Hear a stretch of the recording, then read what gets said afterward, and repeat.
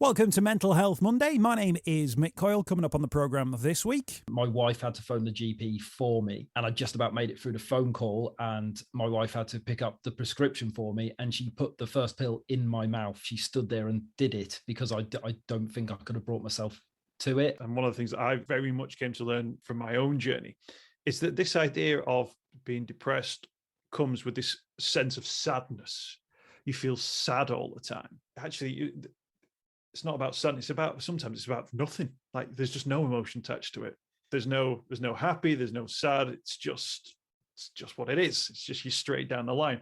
At the time, I thought that was the isolated incident, that was the main cause. But I've since worked out that for a long time, building up to that moment, I was quite poorly and had no idea. And I'll be reminding you how you can make connections with mental health organisations within your community. It's Mental Health Monday. Hey, back on Mental Health Monday. Thanks for checking out the programme. Mid-August, this is going out, if you're listening in a funny order, and really busy time. The school summer holidays are happening in England, which means I managed to take the first week off, and I'm going to take the last week off as well. So in a couple of weeks' time, there'll be a gap as well, because I have got a week off. I've got the kids running around in the background. There may be some background noise that you pick up during the conversation. I hope it's not too loud. I hope you're doing well. I had a look at the stats this week. It's not something I regularly do, because otherwise I get a little bit caught up in it, around the number of people listening to the podcast. And I'm very pleased to say that in the last year, we've had a 28% increase in the number of people listening to Mental Health Monday. That's pretty good, isn't it? Yeah, 28% increase in the number of people listening. We've been obviously in and out of lockdown during that time, so I'm sure there's various different reasons why people have done that. Obviously, more people coming on board with podcasting as well, so maybe that's a reason. And hopefully, it's because people have been getting the word out that Mental Health Monday is an interesting program with interesting guests that talks about interesting topics. Now, we've got our guest for this week standing by, in fact. I'll remind you, as ever, there's a Mental Health Monday Facebook group if you want to post in there events that you're involved in, mental health conversations that you'd like to get going. Just search for Mental Health Monday on Facebook. There's a link also in the podcast write-up for this week's podcast. You can also get me on Twitter as well, at Mr. Mick Coyle, and details in there of email addresses and things like that if you want to get involved in the programme. Right, this week's guest has started his own podcast, actually, called the Proper Mental Podcast. His name is Tom Davies. He's based on the Wirral. And Tom's story is one of, well, it's certainly very interesting. It's about suicide, coming back from suicide, and also then trying to learn lessons from what you've experienced and to go over those sort of moments to realise what was the difference that you needed and what might those opportunities be for changes in the future, so that people who feel like that are empowered and skilled to know how to talk, what to talk about. And Tom's honesty on this subject is really, really eye-opening. So I think you'll find it's a really, really honest conversation. And certainly one of you've been in and around anyone who's lost anyone to suicide, or you yourself are bereaved. An insight from the other side, if you like, of the experiences, the thoughts, the mindset. It's a really interesting conversation, and we thank Tom for his time. There's a link to his podcast in the podcast wording for this one as well. So let's crack on and meet our guest this week. It's Tom Davies from the Proper Mental Podcast. Tom, how are you getting on? Oh, I'm very good, mate. Yeah, thank you. And yourself? Yeah, not too bad at all. Great to get you on the program. You got a podcast of your own, actually. I just want to start with this one because I find language around mental health is really important, both to sort of tackle some of those historical stigmas, but also to sort of give us the ability to talk about mental health without us thinking, are we saying the wrong thing? We don't want language to hold us back. We want language to be a door that opens to everybody. And your podcast is called the Proper Mental Podcast. Indeed. Now, some people would go, whoa, hang on a minute. Like, isn't that the thing we're not supposed to say? Just tell us about the story behind it, because I think it's a good example of language and how language changes. Yeah, sure. And, I completely agree with that, mate. Like, it's sometimes we are so scared to talk about a subject in case we get the wrong words that we end up not talking about it at all. But yeah, Proper Mental, it's actually a direct quote from myself. And when I was struggling with my mental health, for a long time, I didn't tell anyone. And I was having all these thoughts and feelings and emotions, and I genuinely thought I was going mad. I thought I was losing my mind. And then when you don't tell people and those situations escalate, I started to picture, like One Flew Over the Cuckoo's Nest and all these like stereotypical things that would happen to me if I spoke up. And yeah, I said to someone, when I was a bit better and I could talk about it, I said to someone, I felt like I was going proper mental. And that's just the sort of the words I use and the words I speak. And then, yeah, when I started a podcast, it just seemed like it fitted quite nicely, really. But it's a good example of the fact that actually, because we didn't grow up learning about this stuff, that we didn't understand anxiety, depression, that talking about suicidal thoughts was such a taboo thing that we almost didn't have the weaponry, if you like, to talk about it. And that just goes to show that that's the thing that absolutely needs to change. Yeah, definitely. Like, how can you, if you don't even know what's happening to you, how can you even vocalize that? How can you find the words? And you can only use the language that's available to you. I'm just me, and I've lived the life I've lived, and I would say I'm proper mental, just like I'd say I'm proper hungry or I'm proper thirsty, and that I can't, I don't have another language, so I just use what I've got, right? But it's interesting, actually, though, that when you were looking for a thought or a feeling, you went to like One Flew Over the Cuckoo's Nest. So you were looking for like a cultural reference, something that was like something you could grasp or get a handle on. Actually, it's quite telling, isn't it, that was the thing that stuck out. There was nothing else. There was nothing about a lesson from school or a conversation you had with a parent or an adult. It was like a movie from the 1970s, which is quite a strange thing to go to, isn't it? But if that's all you've got, that's all you've got. Yeah, definitely. And it shows that stigma around mental health as well. So I kind of immediately, I thought that if I spoke up, the first thing that would happen is that I'd find myself in a straitjacket in a really, like a 1970s psych ward. It didn't occur to me that I could just ask for help and, maybe just have a chat with someone and like get a bit of advice. My first thoughts went to that. But yeah, a lot of people there, it's certainly the case for myself, their understanding of mental health comes purely from the media, and it's a famous book and a famous movie, and it same as my first therapy session, I thought it was going to be like Good Will Hunting. It's exactly the same thing. Yeah, and actually I think that's the thing whereby if people think, oh, it's like the movies, that I think people think, oh, but I'm not in the movies, or like I can't, I'm not in, I can't remember where One Flew Over the Cuckoo's Nest is. Is it New York State or somewhere that I can't remember? You go, I don't look like one of those people, or I'm not a movie star. I think that's the thing around. So can I, or would I even, the things don't add up or join up. But actually, as I found talking about mental health and looking at sort of the mental health provision that is out there, it's so much more normal than any of those preconceptions that anybody have. Those sort of spaces that are being created now, particularly within actually the voluntary sector, is a really good example of it, but there's some brilliant examples up and down the country. Liverpool's a great place for it with the life rooms as well. Those mental health spaces can actually be really normal spaces that can be on your high street, that have cushions and throws, that don't just have, strip lighting and bare walls. Yeah, no, that's so true. Yeah, it's I don't know, and yeah, there's no Hollywood glamour to it as well. You go to those spaces and everyone is just normal. I'm just a bloke and I got a wife and I got a couple of kids and I got a job, and that's there's no Hollywood about me. There's no and in the media we see that, don't we? There's all these there's always like the big story and the dramatic music and stuff like that, and in reality it's a load of just very human people dealing with something that's just a very human response to whatever it is that they've been through or that they're going through. Absolutely. You touched on, the moment where you thought, hang on, I feel like I'm going proper mental. What were those things that were happening sort of age-wise and sort of life-wise that were shaping those emotions? And when did you start to get a sense that maybe those emotions probably weren't particularly healthy ones? Yeah, I suppose for me, and a lot of it I already figured out from a lot of therapy and doing a lot of work after I was poorly. So like the main moment for me really is after my son was born. So I would have been in my early 30s, and my first child was born. And at the time, the pressure of that and the stress of that really sent me over the edge. And at the time, I thought that was the isolated incident, that was the main cause. But I've since worked out that for a long time, building up to that moment, I was quite poorly and had no idea. Modern life provides us with so many places to distract ourselves, whether it's through like alcohol or shopping or football or Xbox or all these sorts of things. I could hide from the fact that I'd been miserable for a very, very long time. I kind of like to describe it as death by 1,000 paper cuts.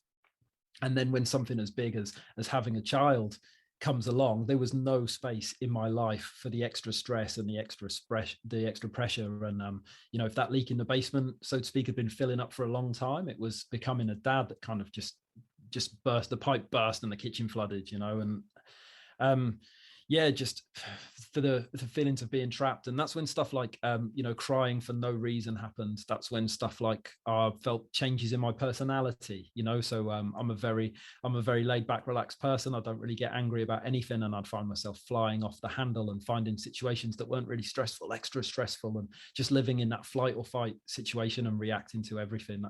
That's how it manifested for me anyway at first. It's interesting that when you were able to unpick that after the therapy, that you could then see a much wider sort of backstory, if you like, to your mental health journey. If you hadn't have had that exploration, potentially you'd have had a thought that basically becoming a dad ruined everything.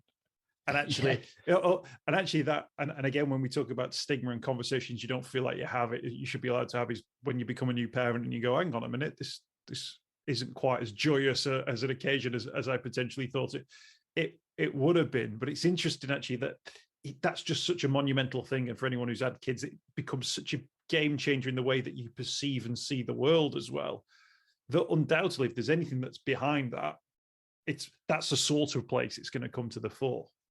Oh yeah, completely. Yeah, definitely. And so like straight automatic on a physical level, it takes away a lot of the stuff that's really beneficial for mental well-being, stuff like sleep. There is a lot, it's a worrying time, isn't it? So you're up all night and you're worrying about whether you're doing the right thing and have you bought the right baby grow and all this sort of stuff, so there's all that anyway. But yeah, like laid on top of a load of other stuff for me. But you're completely right, Mick. I did see that initially as I thought, oh, that's what it was. I thought it was almost like a postnatal thing. But yeah, like I've since learned that that was the straw that broke the camel's back. Yeah, definitely. And I'm sure actually you mentioned that postnatal depression, which appears in men as a very common thing as well. But actually, I wonder if that's the sort of thing as well where I imagine that's part of the story as well for people's postnatal depression. That of course it becomes focused around the birth because of course that's the monumental moment, if you like. But in all mental health things, I always find it's better to look at a much wider picture and find a much wider story. Because if we don't do that, we close off sections, don't we? And we go, there was the time I was happy as a teenager, then I was miserable in my 20s, then everything, as I get older, I feel like I can't, although I can see my life in different moments, it's still you, innit? It's still you getting up and getting out of bed. It's the same guy doing it. He doesn't really change on a day-to-day basis. He just sort of absorbs all this and hopefully ends up in a slightly better place at the end of it. When we get to the end of it. No, that's so true. Yeah. And you have to be very careful, I think, with like labels as well, so if it for me, if I'd have then said, oh, well, it's just a postnatal thing. Well, what do I do when these things are still happening and my kid's 1 or 2, which was the case with me, So, at one point I had a 4-year-old and I was still drowning. Well, that's not postnatal anymore, And I think as well, like the interesting thing is being a postnatal depression from the point of view as a man as well, because it's like extra stigma. So if masculinity means that we can't speak up about mental health, then speaking up to people like postnatal, which is wrongly associated with females. So that's more stigma and the whole masculinity conversation.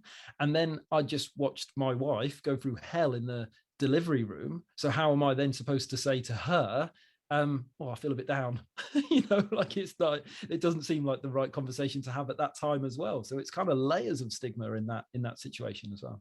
No, absolutely. So you mentioned that going on for a period of time, years beyond as well. Was there a moment where you thought, hang on a minute, this is where I need to seek a bit of support? Yeah. Well, for me, I fortunately or unfortunately, there was 2. So there was one all this kind of came to a head, and life had got to the point where I kind of felt like it wasn't worth me continuing with it. I didn't know what to do. I had that feeling that I think a lot of people can really identify with, of being trapped. It's like I couldn't go back to the way I was, but I couldn't see a way forward.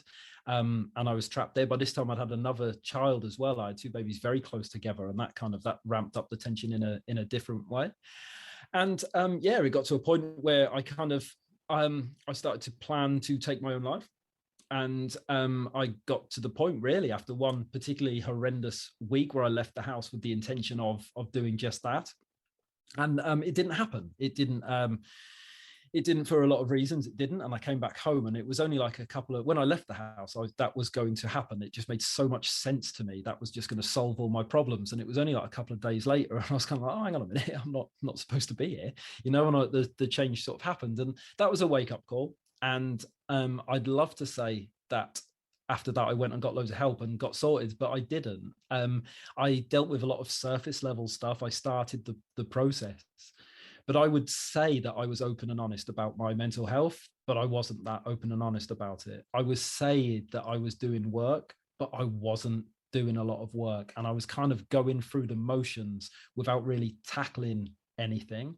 And I survived like that for another couple of years, and I was continuing to have bad times, and I got better at hiding them and stuff like that. And the wheels, unfortunately, were to come off again a bid further down the line, and a very similar situation happened. And again, the thoughts of taking my own life happened, and I'd created this situation that I thought would be the perfect opportunity for me to do it, and I'd picked a date and stuff like that, and I had a very timely intervention from my auntie, who's an occupational health nurse. And I've actually had her as a guest on the podcast to talk about this, because she works in a factory with like 500 men. So she's on the floor helping them get through day to day. And she really knows a lot about men's mental health, and she saw something in me, and she kind of stepped in, and she got me talking about medication. And it was the one thing I'd always resisted and hadn't tried. And I thought to myself, do you know what? I have got a family, and I do owe it to them. If I'm going to do this, then I need to say I've tried everything and it is my last resort. So I said, you know what, I'll put the pin in this. We'll come back to this in a few weeks' time. I'm going to go and try some meds. And for me, I know they're not for everyone, but for me, that was a real turning point that helped me lay some foundations to start properly doing the work rather than saying I was doing it, and that's how I kind of got to where I am now. No, absolutely. And thanks for being so honest with that sort of narrative as well. I think a lot of people listening to this will relate to that. One of the things that strikes me, and I think it's one of the challenges, if you like, of opening up the conversation around suicide, is the clarity of, is this the right phrase? The clarity of purpose. That you felt like, oh, I have a plan. I felt this way, and I don't want to feel this way, but now I've come up with a plan to end the way of feeling like that. And your brain offering you a solution, and the brain that would normally go, hang on a minute, don't do that. That's a terrible idea. That will cause untold misery for everybody care about, love, and everything. Doesn't kick in. That part of the brain goes, oh yeah, this seems like a good idea. Let's go along with it. Is that a fair way of explaining it? Yeah, because it's almost the thing whereby, and many people have said this to me when they've talked about the point of feeling where they decide that suicide is the thing they're going to attempt, is a sense of, oh right, yeah, oh great, I've got a plan. Like finally, I've not really known what I've wanted to do, but actually here is an option that I'm going to take. And that's, I don't know if like evolutionary like ways that the brain has developed or whatever, that's still a part of our functionality, or the brain's functionality, that it allows us to get that far down that path when the end and the terminus is total and absolutely devastating. And yet our brains still seem to be able to take us to those places, which seems, I don't know whether we would have sort of like evolution would have like bred it out of us or something like that, but no, it's still there. It's still a very lived experience for a lot of people. Yeah, I mean, I suppose from the evolution point of view, and I like to rabbit on about this stuff a little bit because it affects my day job, but like depression and anxiety is, or any sort of mental health illness, is a relatively modern problem. Mother Nature hasn't yet had the need or the time to catch up, you know. So probably from an evolutionary perspective, by the time Mother Nature gets her act together, hopefully our mental health systems will be much better and we won't need her to do just that. But yeah, it is like when you can't see a way out, you know, when there is no option. And it's not just a case of going, well, I could do this now, I could do this now. All right, well, that's all I'm left with. I'm like many dark nights of the soul, searching. And like Mick, I looked at everything, mate. At one point I was looking to go like Peru to do ayahuasca, and I was thinking, do I need to like leave my family? Do I need to, you know, like not be with my wife and the kids? Maybe if I go and start again, what if we move the whole family to another country? I looked at everything, but everything I've just mentioned there is all completely external, and that was my problem, is that I never looked on I was always looking at the symptoms. I was never looking at the causes. But yeah, when there was no other options, and it just got to that point. And yeah, and it did for a long you know, in the moment it turns off some of those feelings, because you're like, well, this is the help I needed. I've been desperate for a hand up. All I've wanted is for someone to reach out and just pick me up off the floor, and it hasn't come, because, well, yeah, I now know it's because I didn't tell anyone. So of course no one helped me. But you know, I felt like I was expressing myself enough for someone to reach out, and no one was reaching out, and that I was alone. And then you have this idea, and then suddenly that's your way out. That's your path. Have you asked that family member what it was specifically that they saw in you that started that conversation, or was it something you said? Have you been able to sort of pinpoint what that moment was? A little bit, yeah. I've done this a couple of times actually. So like I've done an episode on the podcast where I kind of go really into detail about like my story and what happened to me. And then I did a follow-up with my wife, and we went through the same thing from her perspective. And that was really interesting. And then I've sat down with my auntie Chris, and we you know, we kind of touched on a little bit about that conversation that we had. But I think when you've been through something, you can sometimes see it in others. And there is a look, and I know the look. I've seen it in the mirror, and I see it in other people sometimes. And I think you're pretending I'm not sure everything's okay with you. And it's really hard to describe. And that might be nonsense. That's not based on any science or that's just purely anecdotal. And I think she just picked something up. We've always been close. We've always talked. A couple of times on my journey, she kind of sat down with me and said, is everything okay? And, you know, have you ever thought about chatting to your doctor and stuff like that? And I'd always been like, no, don't be daft, I'm fine. I just need to sleep, you know? So she had her eye on me. And I think she just, whether she felt it, whether she knew it, whether it was a professional nursing instincts kicking in, I'm not sure. But it wasn't a formal intervention, but she certainly like created a space where the conversation weaved to a certain point where she was be able to plant a seed, and that seed was enough for me to put my plans on hold, really. Were there tears at that point? Not in that conversation, no. Not in that conversation. It wasn't like this kind of like big moment. For me, I'd accepted it. I was kind of like the emotion. I'd gone past the point of emotion. I was just, as far as it was as easy as saying, I'm going to pop to the shop and get a loaf of bread. You know, it just felt like there was nothing behind it. So there wasn't at that point, but previously to me making the decision, there was all sorts of tears in many forms, in many ways, very much so.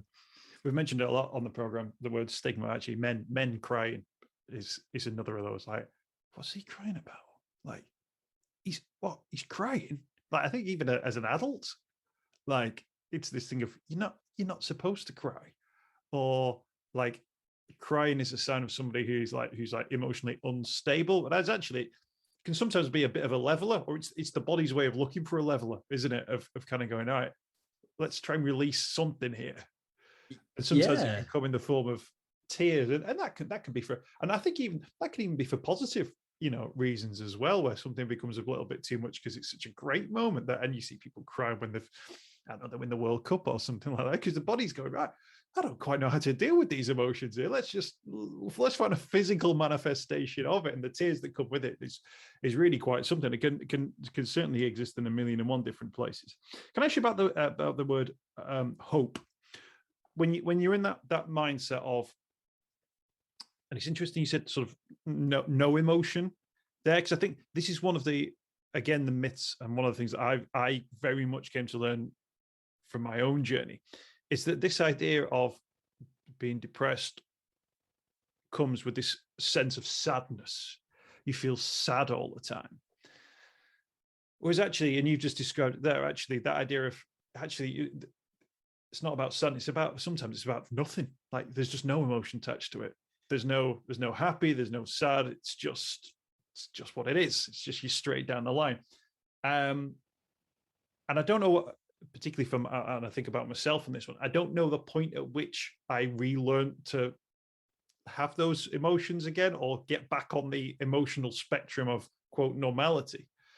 But it must come from a moment of hope that bit is gone and there's a different journey in front of you. And I think people almost need to sometimes identify what that moment of hope was, or find that moment where they go, oh, right, I'm not on that pathway anymore. I'm actually on a different pathway. Are you able to sort of pinpoint a moment of hope, a moment where you thought, oh, actually, no, the plans have changed. The plans in the past have gone, and my pathway is now a different one. Do you know what that was? Not a great deal. For me, like I said before, but I came back from that little trip after speaking to my auntie and started medication pretty quick. And what I found is, like, for me personally, and I didn't want to do that. My wife had to phone the GP for me. And I just about made it through the phone call, and my wife had to pick up the prescription for me, and she put the first pill in my mouth. She stood there and did it because I don't think I could have brought myself to it. And now I've got no idea why that was such a big deal for me. But in that moment, it really, really was. For me, the medication kicked in really quick. And I'm aware that it might even be a placebo effect because it kicked in a bit quicker than it should. I had all the side effects that you're supposed to, but compared to the way I'd been feeling, like I'll take a bit of nausea any day of the week. And then because I'd been doing a lot of other stuff. So when I once asked my wife, how did you stay with me through this? Because I wasn't always the nicest person, Mick, through this. You know, I did give, to some extent, gave me a personality transplant. You know, I was really unhappy and I was lashing out all over the place. And I once asked Kim, you know, why did you stay with me? And she said, because you never stopped working to get better. And I was doing a lot of stuff. You know, I was doing a lot of meditation and yoga and exercise and healthy eating. And I was trying all this stuff and it wasn't working. It wasn't. And that became another stick to beat myself with. I was like, oh, exercise is good for mental health, but I've been to the gym 3 times this week and I still drown in, like, is there something wrong with me? You know, there was all that going on. But for me, the meds kind of, they leveled the playing field, and then all the other stuff just started working, and I could start to rebuild. And I doubled down on therapy, and just kind of was able to. I closed my business. And just spent time healing. My job was to get better. My job was to stay alive. You know, so there wasn't I suppose a moment as such. It was a combination of all these different things. I was lucky that they all came together at a very, very similar time, I suppose, and helped me get back on my feet. Was that a plan?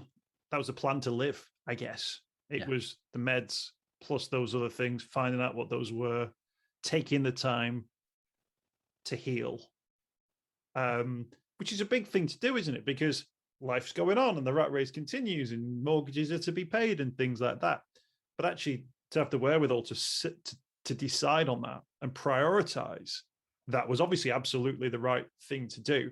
But in and of itself, it would have been a big shift in any circumstances to suddenly go, we're changing things up a little bit here, or we're going to do things a little bit differently there. But it had to be done, because if it wasn't done, you wouldn't be with us.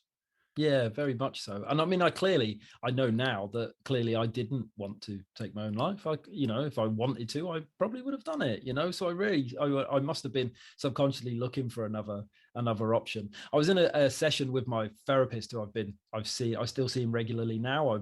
Talking therapy really works for me, and I'll continue to do it forever, whether I feel like I need it or not. But he said to me, in one of our sessions, he said, what you are talking about is not okay. And we need to make some big changes in your life because you need to deal with this. And he said to me, what are the non-negotiables in your life right now? And I said, my wife and children. And he said, everything else has got to go. He said, because you have to give yourself that space, because this is not correct what you're saying. And I was very lucky to have someone spot that and say it. And then I followed it through with his guidance and my wife's support. Again, I was very lucky. Not everyone has these support systems. I was very, very lucky to have that. But I kind of followed that through, and that made all the difference, really, I suppose. I mean, that's a brave call as well, isn't it? From that particular session, that obviously there's non-negotiables, which, but actually you're obviously in a place there where the counselor thought, the therapist thought, right, I can get to this point with him now where I can say to him, right, what are we going to change? Because maybe being asked that question 3 years earlier might have been, you might have got a much more difficult answer or difficult decision to make. Much more difficult to make a decision on what that answer would be. So it just goes to show actually that the therapists are very much trained in going on this journey with you and inspiring or instilling certain changes, but at the right moment, if you like. Yeah, definitely. And like kind of knowing when to push, and maybe knowing a bit more about what I needed than I did. I was an advantage, weirdly, is that, I mean, all this was like last year. So I'm self-employed and I'd spent the year opening and closing my business. So to close it wasn't a big deal. And maybe because I'd not long reopened. So it kind of, I think if it had happened again the year before, the idea of closing work, I'd have been like, well, I can't possibly close work. But I just got through the best part of a year and we'd muddled through in our own way. So that side of it wasn't that scary. I knew I could do that bit of it. So I suppose timing, pandemic wise, actually helped me out in some ways as well. You mentioned talking therapies there, and you set up your own podcast now to sort of have these wider conversations as well. The Proper Mental Podcast, available wherever you get your podcast from. I'll say that now. I'll put a link as well in the podcast link for Mental Health Monday. Has that been an eye opener for you in terms of opening up these wider conversations? Yeah, completely. I kind of understand so much more about myself through the eyes of other people, because I think with mental health and mental illness, when someone's been through something, even it can be something completely different to me, even their situation in life or their background, their community, anything can be completely different to me. There's so much overlap, and I listen to people talk and they'll say, oh, this happened. And I think to myself, oh, it didn't really happen to me. And then they'll say something else. I went, oh yeah, I used to do that, and that relatability has been fantastic. It's helped me to understand my own behavior, and some of the things that have happened to me. It's been really powerful in that respect, and really inspiring, the amount of people that come on and talk. When I sometimes listen back to early episodes where I talk about me, and I can tell by the tone of my voice that sharing was still new, that I was still uncomfortable with that space. It's almost like I have to fight to get the word depression out. It's a bit like, oh, well, I had a bit of a bad patch, like I won't commit to the scary word. So it's almost like watching my own journey through the conversations as well. But I'm meeting some like incredible people, and it's really the mental health space. There's so many people doing good work, and I didn't know about any of them at all. And like recently my daughter fell down the stairs and I knew what to do, and a few months ago my wife cracked a tooth and we knew what to do. And when I was poorly, we didn't know what to do. And I've since found out all these things. So many of them could have helped me, and they're just not commonplace. And that's been such an eye-opener. There's all these unsung heroes doing incredible things for people, Yeah. Oh, and sometimes when you hear that, when you get that feedback back as well, there's two bits of feedback that really stand out for me. One was somebody who said, I wish I'd have known about these conversations before we lost my brother to suicide. And I was just like, wow. Like, because they said if we'd have known that these sorts of conversations were taking place, then we could have learned how to talk about it. Somebody else messaged me to say that it was only through listening to people talking about their mental health that they realized that actually their own mental health was something that they had never considered, and actually something that they needed to explore. And from listening to the conversations, they could actually get a sense of what language you use, how you can talk about it, and maybe what questions you would ask. And those were two really powerful things. Of course, to me, because of the way my mind works, I thought, right, well, if I'd have been able to reach that person, then maybe there could have been a different pathway, which is why I'm very big now on just let's just get this message out to everybody. Let's get this conversation taking place everywhere, because even the people who don't know that they need to hear it need to hear it. And, and that's a hard thing to do in any media space. Listen, you don't even know that you need to listen to these conversations, but you absolutely, it might be the most important conversation ever. Oh yeah, fine, I'll do that. Yeah, I've got a bit of spare time. But actually, that's a lot. I think that's still where we're at from the mental health sort of revolution, if you like, that's taken place. That still people don't know so many of the basics that it's hard to even get them on board with wider conversations or to be able to talk about, suicide interventions, which is why some of those brilliant services that are there, Zero Suicide Alliance, the training that they have, mental health first aid training as well, is a really good starting point, because it allows people to have those conversations. And then those wider conversations, the conversations that I have, the conversations that you have as well, I think normalize talking about it. And I think it just goes to show you can talk about it. You've, launched the podcast. We're episode 215, I think, of Mental Health Monday. If you couldn't talk about mental health, I wouldn't have 215 episodes of this program, because it would just be dead silence or people just awkwardly looking at each other across the room. It isn't. It's normal people. It's human beings, as you've just explained as well there. It's human beings with kids and wives and jobs. It's just people. And it's human, and it's a human experience. And I think that's part of the normalization that we need to get out there. This is just part of the human experience.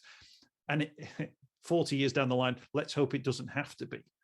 Or 40 years down the line, let's just hope it becomes the same as, a flu vaccine type thing, or a simple message around public health that everybody knows. So you pick up, the phone, and you speak to a GP at the first point. You don't wait to the third point or the eighth point or the, potentially terminal point. You do things a lot sooner. And I think that normalization is so, so crucial. And you're playing your part in that now, Tom.